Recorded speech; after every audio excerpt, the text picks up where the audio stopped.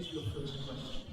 Is it okay for a trip leader to be leading an overseas residential trip when one of their immediate family members is on that trip? I'm going to direct that to Leo. Okay, yeah, I think it's a good question. I think probably a lot of schools have posed that problem over the years, depending on the size of the school, kids moving through the year groups. For me, it would also, I'd go back to what the policy states. Obviously, when you're risk assessing your staff body to go on that, and not just kind of picking these people because they're in that year group or these people that are suited to that, you've gone through and done your due diligence to make sure that the team that you've put on that trip is specifically for that trip, is certain activities. But also, just as cross-reference, if there are family members on there, you don't want a conflict of interest. Certainly, if you have an accident or an injury, where their interests are aligned to the group that they're leading or to their particular family member. So I would always go back to the policy, make sure that it's stated quite clearly in there. Do your due diligence when you're looking at your staff body, making sure that that's been ticked. Sometimes it might not be possible to overcome that. Certainly, if there'll be a difference between residential, where you're moving 30 staff, costing might be quite low, to, let's say, a CSAT tournament, where you can go with a couple of coaches, maybe some members of staff. The cost is going to be quite high, so how do you mitigate that? Certainly, with stuff like sharing rooms, do you allow set members to share rooms, whether they're a couple or not? Again, we'll come back to your policy.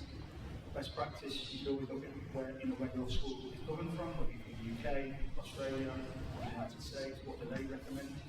I know in the UK, I think there's no policy, there's a good standard that you don't, if possible. But obviously restrictions come, not every school is the same.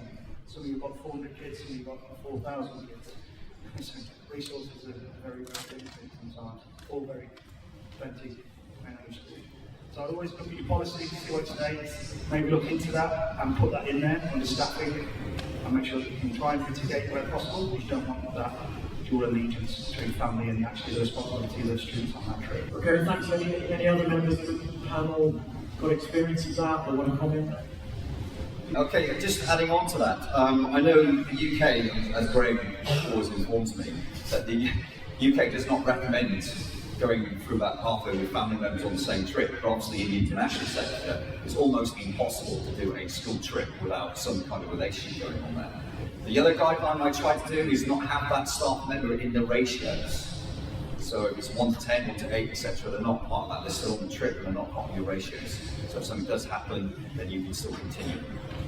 But it's an interesting one, and again, like Ian says, you need to refer back to your school policy.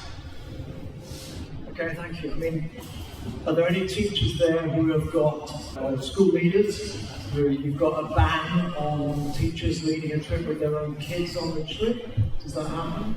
Yep. Yep. Okay. But again, it's looking at it from a slightly different lens. We're looking at it, especially when it comes to outdoor expeditions, we're looking at it from the student participant and their ability to be their true selves as an own agent and not as someone's child on that trip.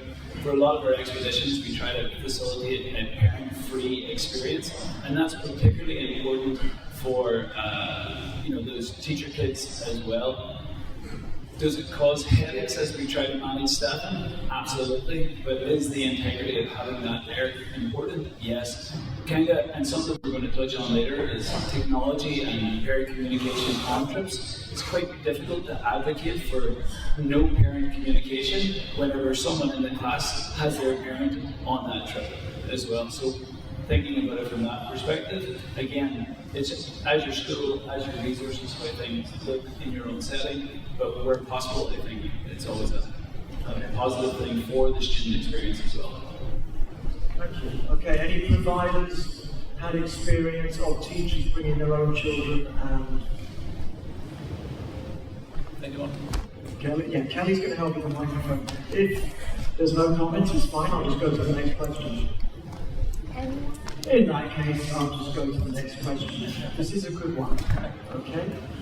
So, is it okay for a married couple, teacher and teacher, to share a room when they are on the school trip? Okay, so married. Who's going to answer that? Liam's getting ready. Okay. Did you answer already? Yeah, I think we've managed to yeah, just go back to what I said a little bit. Again, it comes down to how you wish to set your teaching body. Maybe, are we looking at a married couple? Can they share a bed together? Or, maybe a new couple that just got together for a couple of weeks? I don't know. How you view it at school will all, it come from your policy. Yes, we want to try and mitigate that potential happening, but it will always come back to how your resources are available to you and what staffing are available to you. Okay, comes to your personal preference. Just again, another thing that staff quite like, again, depends on school resources as well, but whenever you might be considering sending your staff on camp or on a trip, quite often they like to have their own space. So if you have that as a one-person space where possible, again, you mitigate the opportunity for that to be even a common question in the first place. Okay, any other comments? Yeah, actually, I just recall having a conversation about this with our safeguarding lead, and I know one thing that she mentioned is potentially if you have a married couple on the trip, the issue is the power balance after that, right? So if there's any safeguarding concern, the person goes to the spouse and then they will say, oh no, I don't think that's happened. So I remember this conversation and our safeguarding lead actually bring that up and she identified the risk if there's any issue on that area. Okay, any other comments? Okay. Another way of looking at it is, especially for these large year group residential trips where there are very huge numbers of students and staff, one could be cost, when actually the school is asking staff to share rooms. Now, and I've had some experience of that where I push back and staff all have their own rooms, mainly because you're trying to keep the staff fresh.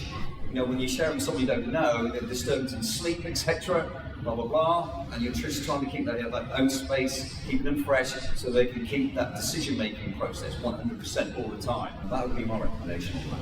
Any comments from providers on that? I mean, you will have had experience of the school sending a couple, right? You have, okay, and it will happen again. Here's one then. I was asked this question was asked hypothetically. Is it okay for the students to order an in-room massage when they are staying at the hotel? Has that happened? Josh, do you want to say something?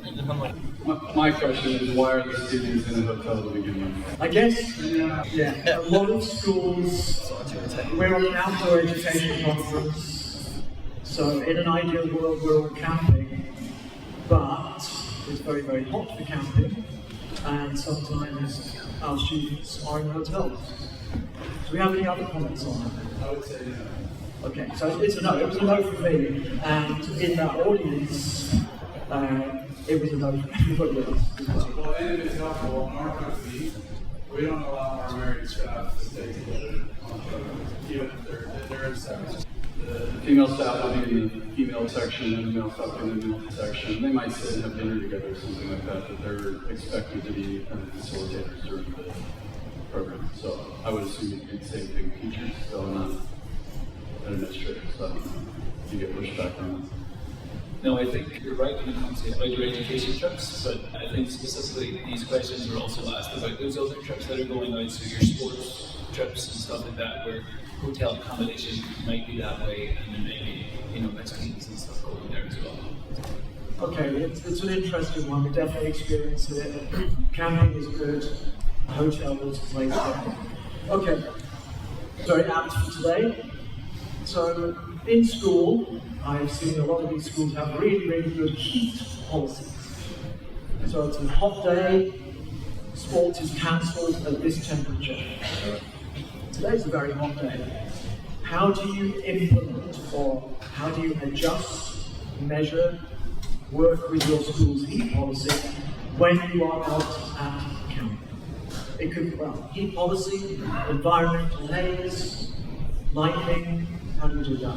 As Martin says then, do you actually have a heat policy? That's the key thing you should have. You should have a lighting policy, an AQI policy, cold weather policy, as well as you're operating in cold climates. On-site, lots of these schools, or big international schools and colleges now, have obviously heat monitors actually on site. Because when you're off-site, when you're in the mountains, when you're on the rivers, how do you go about? There are a number of apps that are actually available on Apple phones, or whether you have a wet bulb, it looks something like the microphone here, the portable apps, or can you go to some of the AQI stations as well that actually give you have very good monitors that give you heat readings as well from there. So where's your cut-off point? So do you have a policy? That's the first thing in terms of all these things. And secondly, what is your cut-off? Can you move to plan B or plan C in terms of what you've actually prepared, basically? Very good. Sebastian, I think we're going down as well. I think one of the challenges, and again, I know one of the challenges is especially the academic competition when the different schools they host it in Jakarta, for example, and then we had an incident where SAS the benchmark is lower, right? So they're not competing, and then everyone else is competing over here. So I could see the challenge when these schools and different providers and the different region. So what is the baseline number you're talking about, right? Because we could go to Thailand and then it could be different numbers, and so I think that portion really requires the schools to collaborate and say, okay, if this is a baseline, everyone should follow the same. If not, it's going to be challenging for everybody. Yeah, and just an extension of that between providers and schools, making sure that the schools have robust risk mitigation policies in place. The providers also have their mitigation policies in place, and there's an opportunity for both the schools, the school lead, and the providers to go through and check any of those key details, such as heat policy or lighting policy as well, so that when the event does actually happen, the conversation's already taken place before, and everybody's all on the same page. Anybody else? Heat, lighting, AQI. Okay. Right, next one. I don't want you to think that all I think about is who speaks with who and so on, but I do. This is another hypothetical situation. We were setting up a new camp with a new provider, and they said, yeah, we've got enough rooms. Are you okay with German bedding? And I can see some of you are like, oh, what's German bedding? I looked it up, Googled it. German bedding, I am half German, so I should know this. German bedding is when you have a big bed made into two beds. So you have two duvets, you have two pillows, they're totally separate. Josh, I know we should be camping, which would solve all these problems, but we're not. We're staying in a resort, because that's the option. So is it okay in your school or in schools you have worked in for children to share a big bed with German bedding or with whatever system you want? Who wants to say? Yeah, I think one thing you need to probably include in this conversation is your safeguarding needs, making sure that you're covered that way. Worked in a few schools where they have different approaches. Some schools will certain age groups are allowed to share a bed in terms of the lower school section, and then it hits a point where they then stipulate there must be separate rooms. It's obviously working with providers. You'll go around and do risk assessments, you do pre-visits, make sure that there's suitable accommodation for the needs of your students, the trip that you're having, so make sure that's accounted for. Working with hotels or all providers, make sure there's a sufficient amount of bedding if you're using that older range. We all know that probably after a while they're all going to jump to the same bed anyway, because they do. Students really like to do that. But again, I think it's just going through and processes, make sure you revert back to your policy, including the people that need to be included in. It's not just about people in this room that make let's go back to your designated safeguarding lead, making sure that they're fully aware and how they're important to support. You mentioned a number of times to refer to a school policy. But who decides that school policy? Surely we should be involved in that school policy discussions. It's part of our role. Surely. Yeah, absolutely. You're obviously head of outdoor education. You're probably going to make the lead on your off-site visit policy. but you're going to include your, essentially your SLT or ELT or your head of school is going to sign up on it. They have to hold the responsibility for that policy. Or it may even go for part of a group, of DEIJ, Wrangler, it's probably going to go up to them. They may even give you guidance coming down. There's someone in a high position who has to be held accountable and responsible for that. But yeah, there's going to be certain elements of input into that. Outdoor ed positions, health and safety positions, operations, they're all going to have an insight into that, safeguarding, and they're probably all going to pick into that. Even going into your heads of schools. Yeah, they're going to want some sort of same overview and insight into that. But yeah, it doesn't sit with one person. It collaboration, sent up. You need, for your own benefit, I would always recommend you get that signed off and don't let it sit solely with you. What's the finger's going to start coming and pointing if you signed off on it. You may sign off on smaller policies within teams, but certainly then the big policies that the school are creating. Yeah, send it up, get their approval, get their rubber stamp. If they don't like it, then they can question it, you can make changes, you can move forward on it. Can I just ask by a show of hands? We've got lots of experts in here. Who thinks it's okay for students to share a bed? Just show of hands. That's quite a lot. And can we see the opposite? Who thinks it's not okay? Also quite. Can I ask why it's not okay? Is anybody happy or confident enough to answer that? Anybody like to think of it? One of the reasons that, in one of the schools that I have worked at, it is an absolute no. There is no way that students can share a bed. We've had to rearrange the trip to cater for that, and in some cases cancel it. Even though my own 2 children regularly go on sleepovers, as do many of the other children, where I know they're sharing a bed and it's absolutely fine. The risk has been, or our experience, has been that some parents will complain that they are paying the same price for a hotel, so they're not getting their own bed. That's been one of the issues. Hi.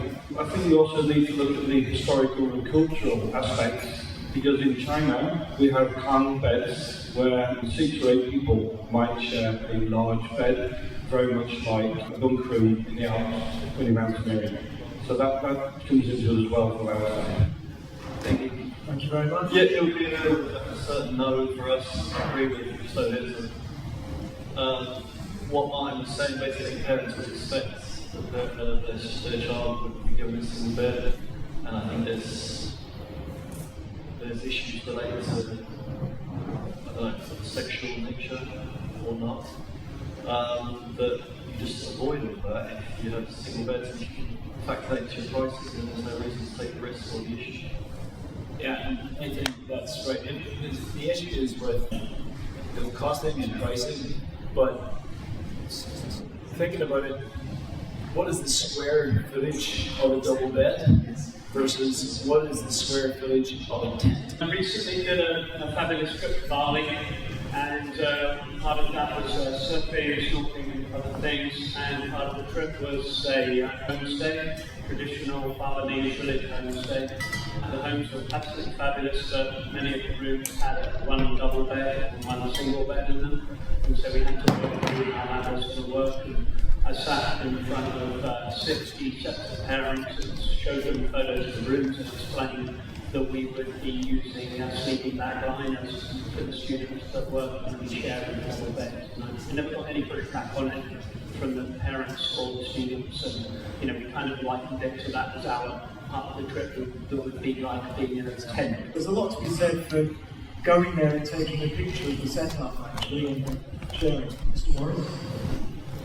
I just have a broader question about this. I don't know if it's appropriate for now or later, but there's clearly in the last 5 to 10 years been a huge influx of policies and absolute or not absolute behaviors that are allowed across the that then run into this issue. We had the same issue, but we were not allowed to do it, and we were actually instructed to put the beds up against the wall and lay down camping mats with sleeping bags, and then put more people in the room than would have been in the room with the big bed. So this comes up all the time as a provider, where there is a policy that seems like just in everybody's mind is not serving the purpose that it's designed for. But the school seems crippled, or at least the teacher seems crippled by whatever powers that be, the approval maybe that you were just talking about needing to change that. And then ultimately, after we did that and lifted the beds up, the teacher who went on the trip then instructed our staff to put the beds back down.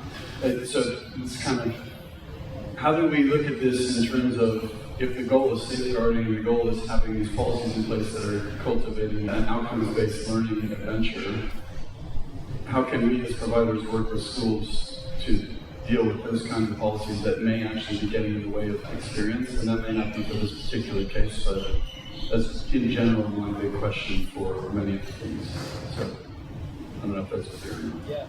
Yeah, very clear. I can sense that could be quite frustrating to deal with. I know in my own school, we would go to the designated safeguarding lead and say, what do we do? And they will tell us, and sometimes exactly what you described is what we will have to do, even though it doesn't serve the purposes and it is not very helpful. I think it's also worth understanding that that's part of the reason why we're here. We're getting more voices in the room to talk about issues like these, things that maybe don't come up in your regular conversation, but are clearly very valid questions, with, even in this room, 50% of the people falling in either side of the line. And there's no wrong option, but I think it's up to us as a collective to get together, to connect, to help share the best ideas, and maybe have our own ideas questioned. You know, what was the last thing that you changed your mind about, right? That's always really a good thing to ask yourselves, and by having people in this room asking these questions, trying to go to your school and say, well, this is the policy of this school, and this is the policy of this school. Do we need to realign our expectations? Because this third-party provider is having this experience with these 5 other schools, and we set odds with that. And that could be with either way. And I know PJ has some ideas on that, particularly regarding what's relevant in the UK. Josh, I know your frustration, especially as an outside provider, and you're working with so many different schools. One school wants one thing and another school wants something else. And there's no standardisation at all. I get that. And like Bob just said, I don't think there's a right or wrong answer. I know that again in the UK, which a lot of our schools are British international schools, there's guidelines, there's an actual distance between each bed. And I have been around hotels with a tape measure measuring the distance between the beds. That's how ridiculous it's got. Okay, and I'll stop doing that. There's other things, like again, in my experience, it happens on large trips. When you've got so many students and a huge hotel, okay, yeah, I want 60 rooms with triple beds in it. Well, yeah, they've only got 30, so what are we going to do? So you end up putting a mattress on the floor. Okay, that's fine. But then obviously the student goes back to mum and dad. Hey, you paid all this money. Why is my son and daughter sleeping on the floor? Okay, so things like that. So what I have tried to learn is making sure there's no surprises to parents. So in presentations before I've gone, some students may be sleeping on a mattress on the floor. This is normal. Show the photograph of it. It's clean, yeah, it's part of the trick. Okay, so those surprises have been an interesting one. One thing you could consider is giving parents a choice, because the issues that you're talking about are cultural. Some people really, they don't mind sharing at all, others do.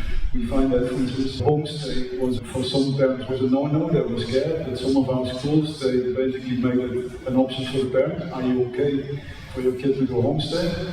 If not, there is another option.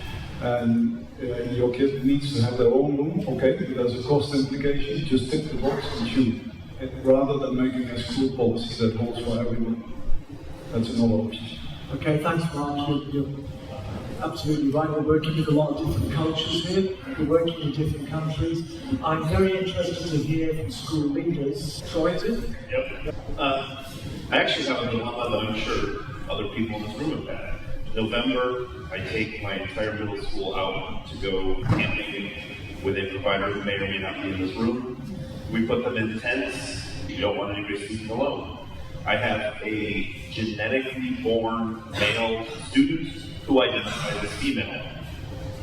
Does she sleep on the boys' side, or does she sleep on the girls' side? And does she sleep in a girl's tent with a girl, or does she sleep in a boy's tent with a boy, or does she sleep by herself, which goes against the safety policy? That's my dilemma. I did solve it. I won't tell you that answer yet, but I'm curious what the expertise in the room would say to that, because that was a dilemma that I faced last year and will face again next year as an 8th grader. Thanks very much. We did have that on our list of questions. You've gone into that territory. We will. I didn't know where in the who sleeps with who argument we were at. We definitely had to deal with it, and we will have more and more of it. Absolutely. The window has shifted, and we are going to have more and more students who are in that situation. We want to do what's best for them. Different schools will have different ways of doing it. I went to our safeguarding lead. I went to our leadership and said, well, what do we do in school? In the end, that particular student did not end up going on the trip because it wasn't safe for them for other reasons. Yeah, I had some experience of that as well. In Thailand, we have to remember, whilst we work often within an international context, we are the guests in another country, and we need to respond to what their laws say. In Thailand, we are required to stay in school settings with your gender assigned at birth.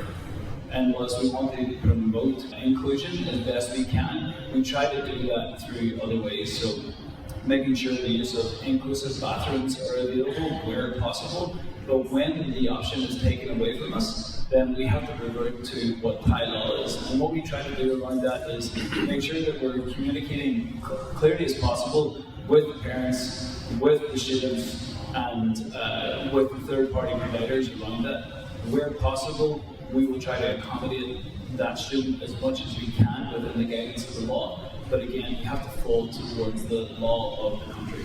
And regardless of what our thoughts or opinions may be on that, that's what we have to do.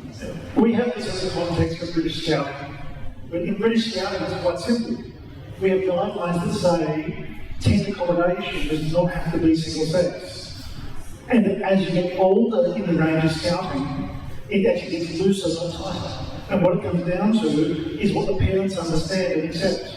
So good, clear communication to parents beforehand can actually resolve that. But we did have that locally, and our solution was quite similar. But we don't have the restriction of only one person per tent. Sorry, not having one person in the tent. So what we did was we basically said to her, what do you prefer? Where do you feel most comfortable? Where do you feel safest? Right? And in the end, she elected for a single occupancy tent.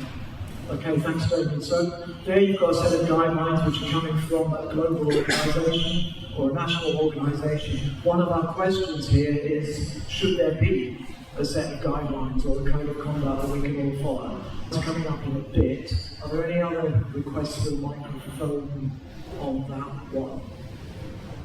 Good, okay. I'm going to change the subject, but you can be sure I'm coming back to bed here. Food. So, when I joined this particular school, it was a nut-free school. We're 100% nut-free. We go on a plane to go to India with a hypothetical school company. As soon as we get on the flight, the stewardesses are throwing peanuts all over the place. It's ridiculous. So it's not a nut-free plane. So, nut-free schools. Who finds that challenging when it comes to dietary requirements? Schools and providers. Yeah, me too. In the world out there is no country that is no nuts. There will be at some point where, people will be in touch with nuts. But of course, in school programs, again, I know you've heard this many times about school policies. Yes, it is still important to go back to the school policies and look through that. And if you wish to have a review of that, because there are some schools now having discussions about moving towards allergen awareness rather than strictly no nuts program. So it's worth speaking to your management team, your medical team at school to see if that's possible, because it's unrealistic, right? Like, if you go on holidays, family holidays, there will be some point that there will be places that offer nut products, and a lot of the products that are manufactured, the companies do actually have nut products, and then even though that particular product do not have nuts, but there are traces of nuts. So then how is it possible? Because through our discussion, there were also, we also mentioned about some middle water or companies also do manufacture nut products, then their bottle actually put traces of nuts as well. So the discussion will have to be with your school leadership team and whether or not they can consider moving towards that awareness to make it a little bit more realistic for everyone. But of course, on the school program, and when I run school programs, I will do as much as possible. Obviously, we're not going to offer any nuts as part of the ingredients, but having no nuts is very, very challenging. My thoughts on this, aeroplanes aside, we all communicate when you go out on programs. Kids can't bring snacks, right? How many kids this is, right? More often than not, you get kids with a backpack full of lollies and treats and bars and whatever else. And of course, they like to share. So from that perspective, first aid training, cough, cough. But other than that, awareness is more of the answer. Okay, awareness is the answer. Yeah, we've got another one over here. I just wanted to add on that awareness is surely the answer, but I want to also bring up a fun point for those of you operating in Thailand. It's interesting that in Thai, the word for nut is tua. About 2 weeks ago, we had a school complete legal dessert on site because we had black beans cooked into it, and they considered black beans as nuts. Right? Just awareness that tua. So that's a tricky situation in Thailand when it comes to tua is considered as nuts. But yeah, black beans are not nuts. Yeah. Okay, so operating in another country, translating what nut actually means, translating what is a nut. Okay, that's a real minefield. Panel, did anybody in the panel? I don't mind showing. Well, yeah, I think probably working with your nurses in, we'll probably have the oversight on school with this. Certainly, the no-nut policy, we've just had a review of our canteen last week, and if we stuck to the no-nut policy, our students can eat food. A lot of companies, like you're saying, a lot of them showing traces. They may be in the factories that they're working in. They might produce a cookie or a biscuit. No nuts in there at all, but the factory also produces other products, and on these labels are saying traces of nuts, traces of nuts. So if your policy is quite rigid, it will quite count all them products out. So maybe just having them discussions and moving towards more allergen aware. I know a few schools are in that position at the moment. It's a better position. I think we're a bit safer, and kids are just going to drink water just to be safe. Just kind of building on that, I think one of the things we're seeing more now as well is more gluten intolerance as well. And we've got a couple of different approaches to that. One has been to coordinate the kitchens of where we're going so that, again, in the Thai setting, they use a lot of soy sauce, oyster sauce in the dishes, but you can get gluten-free alternative versions of those. So again, that student, that participant feels more included. Their meal hasn't been cooked and set aside. What we do is we request that the kitchen uses the alternatives for everyone's food, and that costs nothing, and it's pretty easy to make that. I have had the reverse though, where parents have requested that we don't do that and that their food for their child is cooked aside, because in the past they've been in spaces where, yeah, everything's fine, that's right, and then it hasn't been fine, whereas if it's been prepared by itself and set aside, they know that the extra measures have definitely been taken. So, I mean, again, communication, not just with your providers, not just with your nursing team, but also with the students and the parents as well when you're going on these trips. I think, again, a lot of the issues that we have can be resolved by greater levels of communication in the right places to help our students. Okay, thanks. Any more from the floor? Gluten, it's not going away, this one. And I've seen our food get more and more popular. Pretty bland and not very nice as a result. Okay. Oh, we got a hand up here. Thanks. I come from a school with no nuts policy. I really appreciate the discussion just raised out here.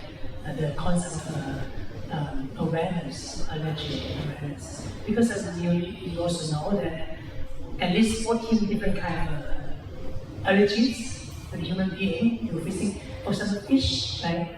But we know we don't have the policy that no fish policy, right? Or milk, eggs, sesame, those. So I think it's a very good discussion on this. So the awareness is so important, not only to the staff, but also to the students. Yeah. Thank you. Okay, thank you very much. We've talked about policies a lot. As far as I know, there is no standard policy, but we need policies, right? OFFSEAS is an annual event, so we do OFFSEAS, then we forget about it, and we plan another one. Is there something we could be doing to help work with policies? I don't know. At my own school, I would work with the health centres on safe food. Yeah, it's getting harder, it's not getting easier. Okay, total change of subject, phones. Who has read The Anxious Generation? Ah, you surprised me, you should.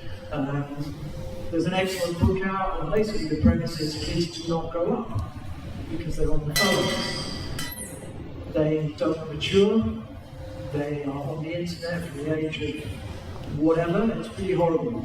And our job, I think, is to give them real world experiences, to take those phones away. But you will be aware that some schools take the phones away. Some of you as providers, do you take the phones away and lock them up, or you say no? Does anybody do that as a provider? Yep. There's a few, okay.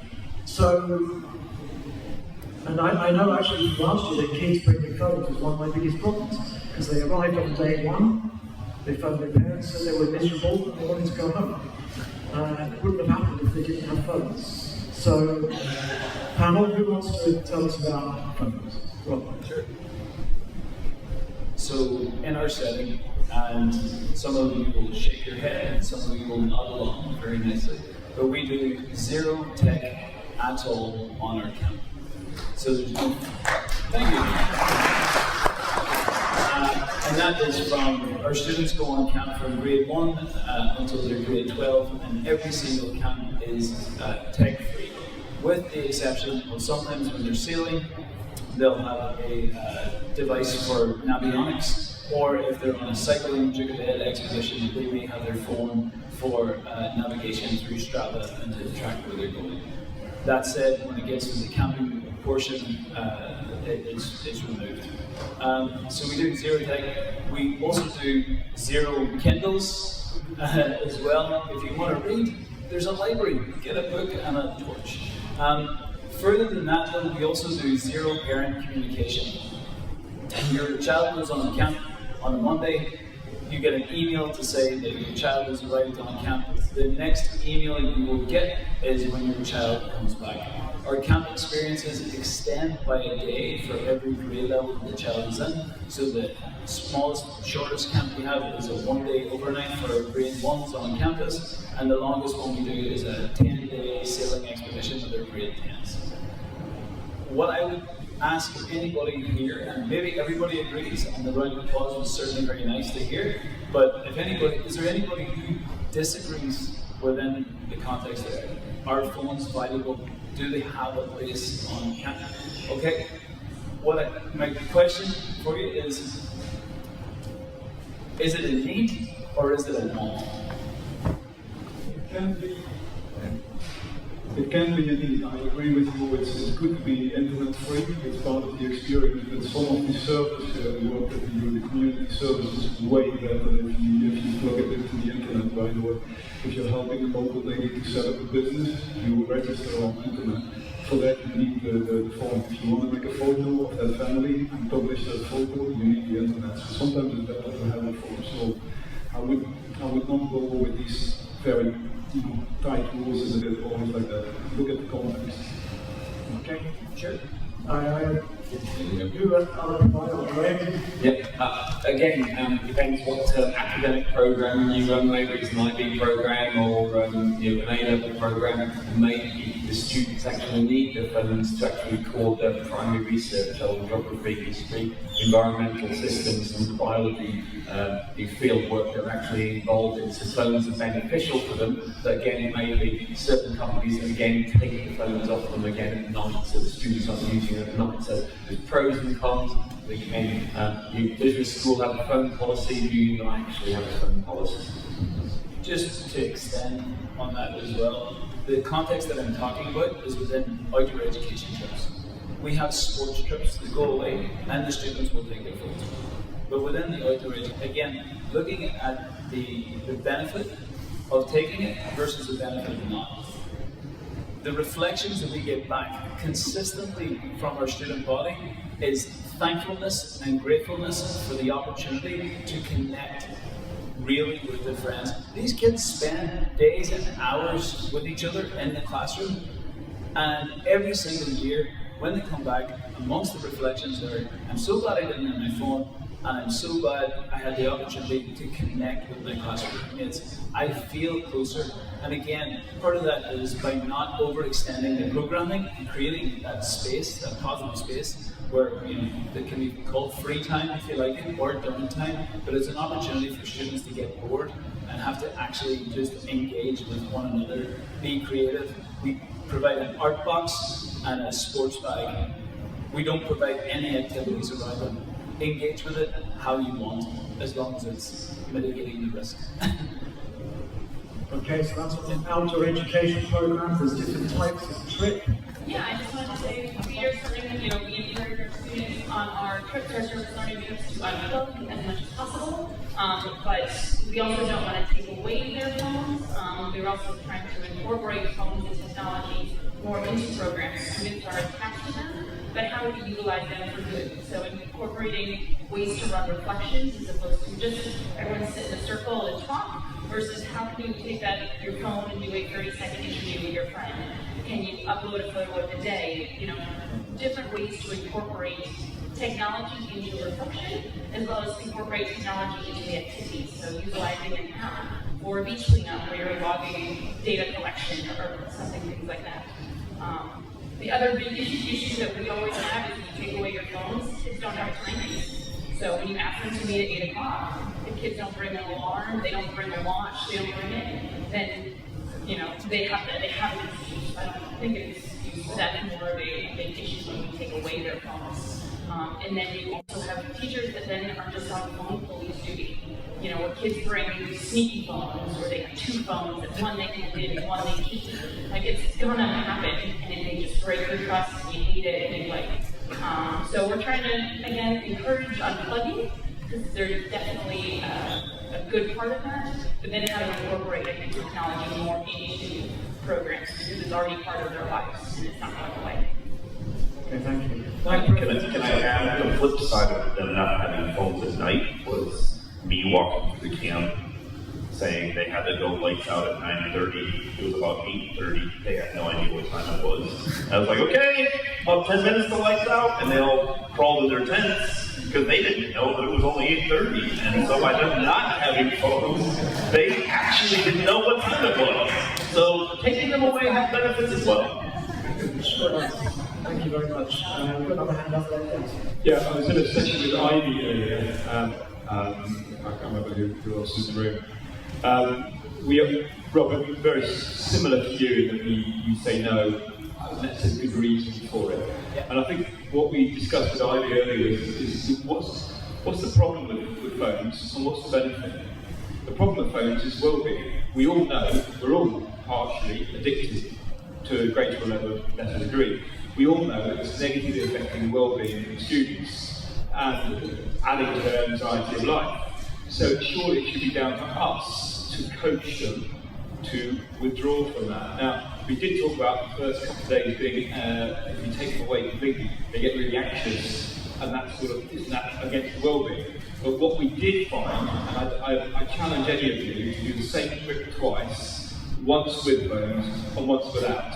I guarantee you by the end of the decent length one, they will all come back home so glad. There's nobody going to say, I really want to phone the whole that 5 days. First day or two, have any drug, it's an addictive thing, they're going to have withdrawal symptoms, totally understand that.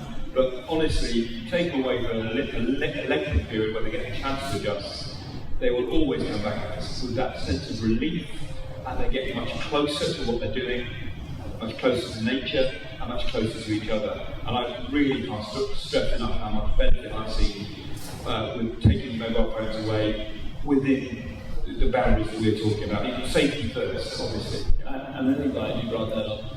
Particularly with our older students, the first 3 days in grade 11, the students are on campus, we go on camp. And the last, almost the last 3 days of their school before they graduate, and the last week we also run a grade 12 transitions camp as well. When you're dealing with 17, 18-year-olds, 19-year-olds who are graduating, and you say, okay, you're not allowed to bring your phone on camp, there is something that is automatically going to engage in them, and that is their teenage rebellious spirit, and we cannot take that away from them. However, using that similar kind of framing of, if you can't go without this device for 3 days, maybe you need some help and maybe you need some support. So we're going to provide you with the opportunity to get away and break away from this thing that you spend an awful lot of time with, and we're going on camp to give you the opportunity to do these things. If that seems like it's going to be difficult for you, you can talk to your homeroom tutor, you can talk to one of our school counsellors and have a discussion about how we can help facilitate you better. I think at some point we do have to realise that it's up to us to help these young people. They are still finding their way. Like any addict of anything, they will be grumpy and upset when you take away that drug. And I don't use that word lightly, but we can see the mental health data that's coming in from students. We can see the real impact, negative impact that it has on our students. And while we can certainly use it as a tool and explain to them that this is a tool, this is something we're going to do, but it is exactly that. The tool can go back in the toolbox. It doesn't need to be fixed to our belt the entire time. Yeah, I can't agree more, because I actually do spend time at student camp briefing explaining about, they will question, they will challenge me, why can't we bring up phones? So having that, education, telling them, explaining to them what are the advantage, give yourself a chance, just disconnect yourself from the device. It's only for 5 days. As soon as you reach home, you can get on your phone as much as you want, but give yourself that chance. Not everyone was on board, but most of them did try to, accept that and then give themselves that opportunity to do it. And last year I ran a year 8 and 9 camp. It was on Malaysia Island, and just seeing them at free time, playing with each other, talking, singing, and with staff, mingling around, playing beach soccer, football, rugby. It was really, really nice. And then I had some chats with some kids, and they were like, "Miss, you're right. It was really enjoyable not having our device, and we were able to connect with our friends. And we felt that the bond was much stronger than before, or if we had our mobile phones with us." Well said, Lyndon. I'm surprised as well, though, the educational side of it. It's lovely to hear what you guys are saying, because I totally agree with that, and a lot of us have seen it for a long time, but nobody's mentioned security. All right? Think about security, guys. Social media. You've got a room full of phones. We've just had a brilliant 2 days of Graham. He's talking about security guards and stuff like that going away with groups, and you just put a load of mobile phones in a big group, and they're on social media. Have a look at what incidents have occurred. Also, if you do have an unfortunate thing happen during the trip and you've got a coach full of phones, yeah, you need to think about these things. Absolutely. Okay, we are close to the end.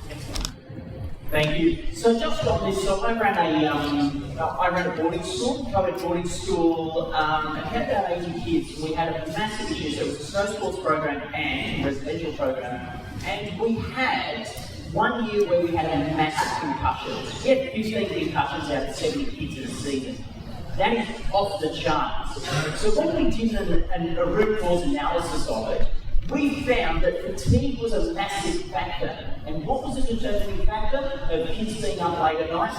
They were on their phones. So the next year, we took all their phones off them, and that improved sleep, that improved relationships, that improved connections. We put some clear parameters. The one mistake I made was putting their phones outside my office. And so, of course, I'm still answering emails at 10, 11, 12 o'clock at night. I don't recommend it, but that's the reality of being a teacher. And their phones are going ping, ping, and just consistently. So no wonder they weren't sleeping. And this changed the dynamics of our environment, and it changed the dynamics. And I remember we set some clear parameters. We set them in the interviews. If you do not agree to this, don't come on the program. So we get a level of buy-in of the students, and we've got a level of buy-in of the parents as well. But the parents were actually some of the worst offenders, because one of the boys, I saw his phone at dinner, and that's an immediate, you've lost your phone for 24 hours, because they're supposed to get in. The next day, there were over 20 missed calls from his mum. There, but it makes a massive difference, and I agree with all the different points that as outdoor editors, unfortunately this generation has grown up with technology that leverages them.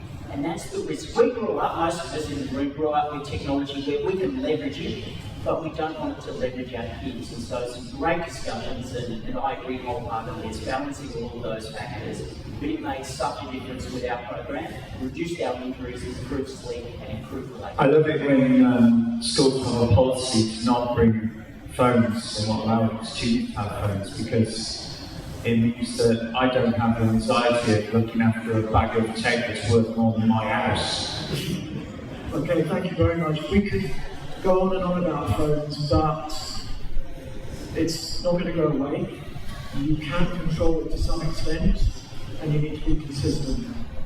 My problem is we had a Year 12 trips evening.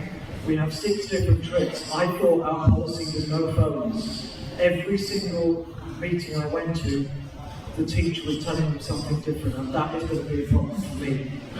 We're going to have to figure that out. I think we've had a really good panel discussion. A lot of these topics will continue to evolve. They definitely won't go away. I'd like to thank everyone for their contribution, whether it's providers or teachers. I'm really pleased that we're working together. Thank you.